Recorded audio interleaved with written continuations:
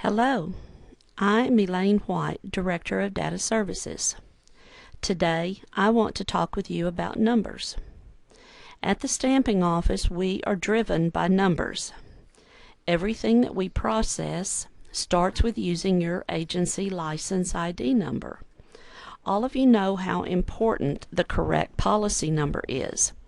And those of you now filing electronically have learned why we have been omitting the dashes and the slashes for all of these years. Because if you don't enter the policy numbers exactly the same way each time, they won't match up. Premium, tax, stamping fee. If those numbers aren't correct on the paper submissions, they're tagged. And if they aren't entered correctly on EFS transactions, they error. If they weren't calculated correctly when they were quoted, someone winds up very unhappy. Zip codes. We need zip codes to determine the correct extended coverage rating territory for TWIA reporting. If it's missing, it leads to tags or errors. And if it's incorrect, it increases your error rate on EFS data validation. Company and syndicate numbers. EFS users enter the company numbers along with the percentage of participation. If an incorrect number is entered, it could be the number for an ineligible company or syndicate. While this can be resolved at the time of entry, it still requires time and effort to do so. Correction batches must be done when these errors are not identified at the time of entry. This is why we preach reconciliation. Other very important numbers are coverage codes and class codes. We provide information to people and entities everywhere, from all of you, the agents, to TDI, to the comptroller, to TWIA, to the state legislature, various publications throughout the United States, to federal officials, and on and on. When a federal attorney receives a report and they question why there's $100 million in premium shown for a particular coverage, we must be able to explain it. It is so important that the codes that we all enter are the correct ones. It really does matter. Another important number is 60.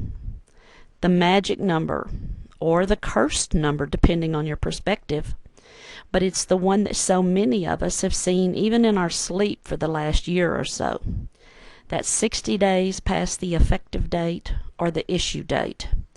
If you don't think that that number is a significant one, then you must have been living far, far away for the past couple of years.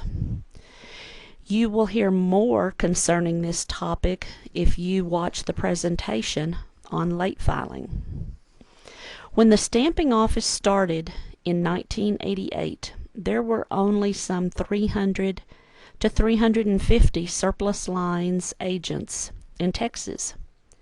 We had a staff of 21, with 15 of those people in data services. We knew most of the agents and their staff on a first-name basis.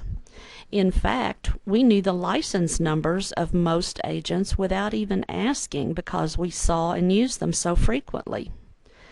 Today, there are almost 5,500 Texas licensed surplus lines agents. Currently, we have a staff of 16 with 9 in data services. With all of the mergers and sales and individuals changing to corporate licenses and non-resident licensing, we may no longer have the same familiar relationship, but we have the same purpose and goal, and that's to provide you with assistance and guidance as you make your way through the often confusing and ever-changing surplus lines, laws, and regulations. Please don't be offended if you call and state, "This is Mary. Do you remember that we talked about a month ago?" and we just don't quite recall. Please give us more information to work with. the name of your agency, and what the issue was. We should be able to find our notes or email records from this information. When we began, everything was filed by paper. At one point, it was common to have over 1 million pieces of paper here at any given time, even though we had over 14,000 boxes of policies in storage. When we first started the EFS, it began very slowly, as you can see from the chart. At the end of 2003, only 7% of the transactions were submitted through the EFS. At the end of September 2011, almost 93% of the transactions were filed through our electronic filing system, with only 7% coming in on paper. Today, there are 1,118 agencies registered for the EFS. 719 agencies are in our live or production environment. We have 1,085 users in our production environment. There are approximately 10 agencies in the test environment, with an additional 30 users in that test environment. Now, all of these people have questions or problems from time to time, especially those who are new to the system. Even agencies that have been using the EFS for some time have new users who they start in the test environment to help them learn the system. Those users have questions and they need training. In addition to providing users with coverage and class assistance, our EFS Help Desk staff provides training that's specifically tailored to your individual agency. We focus on the type of business that you write or the way that you submit your transactions. If you have problems in a particular area, we focus specifically on those. The training may be different for each member of your staff. Whatever is needed, we will do. Our goal is for you to submit accurate information to us as easily as possible. Now, to answer all those questions and provide that training, we have 2 people who answer the EFS Help Desk calls, with 1 person who assists by taking telephone messages, plus our EFS Help Desk supervisor. We do allow our staff to go to lunch and take vacation, and occasionally they even call in sick. This is why sometimes you're connected to me. The point that I'm hoping to make is that we may not return your call or your email within the next 5 to 10 minutes, but we make every effort to respond as quickly as possible. The more information you provide to us in either your voicemail or your email will help us respond to your question more efficiently and promptly. The other function of our EFS Help Desk staff is data validation. When we send you a request for policies to validate, please send all of the policies at the same time and include a list or a copy of that list of the policies that has your name and license number, like the one that's shown on the screen. It also has a validation number shown in the bottom left-hand corner. That validation number begins with 00, maybe 35 or 37. Please refer to this number whenever you contact us about your validation. It makes it much easier for us to identify your particular validation information. Please clip or bind or rubber band or somehow separate each of those policies from the others. This is a picture of one validation group. If those policies aren't separated, then we have to do this before they can be validated, just to keep them from getting mixed up with another agent's group of policies. Now, we ask that you send us a complete copy of the policy, not just a deck page. Often we'll hear an agent say, well, we're paperless. We don't have all these copies. Well, kudos to you for being green, but we are not, and we can't validate green. We need the entire policy, which includes the coverage parts and the schedules, minimum premium endorsements, installment endorsements, anything that's policy specific. We also need the complaint notice and the non-participation in the guarantee fund notice. Why? Because so many people are using the old versions.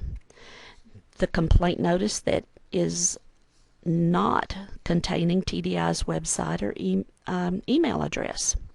Or even worse, we're asked, well, what is the complaint notice? That form was changed 7107. The Guarantee Fund Non-Participation Notice was modified 4109 to reflect changes to references to sections of the insurance code. Many of you have called regarding late filing issues this past year. The 2009 annual report listed 384 agents and over 6,700 policies. The 2010 annual report listed 352 agents and over 5,000 policies. Not everyone listed on these reports called or emailed us, but there were some days that it felt like every single one was calling. If you look at the column on the left, you'll see that there are only 2 people in our office who can take those calls. As I stated earlier, you will hear more about this if you watch the presentation on late filing.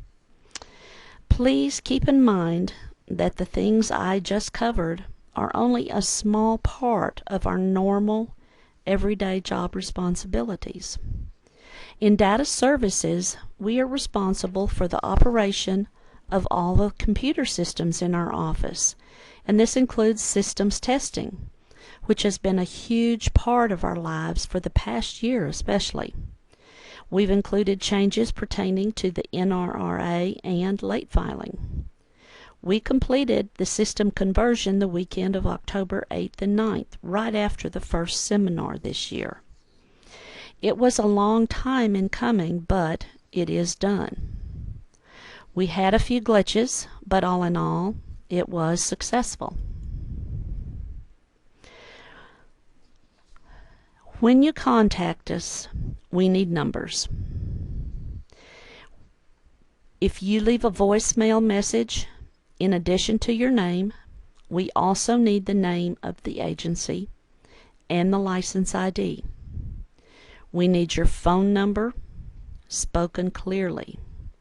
If you will leave your email address, we might be able to provide more information that way rather than in a phone call. Please provide your user ID if you're calling for EFS help. And if you're calling about EFS data validation, please be sure to give that data validation number, the one that begins with 00. Give us the details of what you need, because the more information we have, the better our response will be. Another thing that often occurs is that some of you work for more than one agency, so it becomes even more important for you to clearly identify the agency you're calling from or about. Confidentiality of information is extremely important to us. As I conclude, I think you can see that, as I said when I began, numbers do indeed drive our world.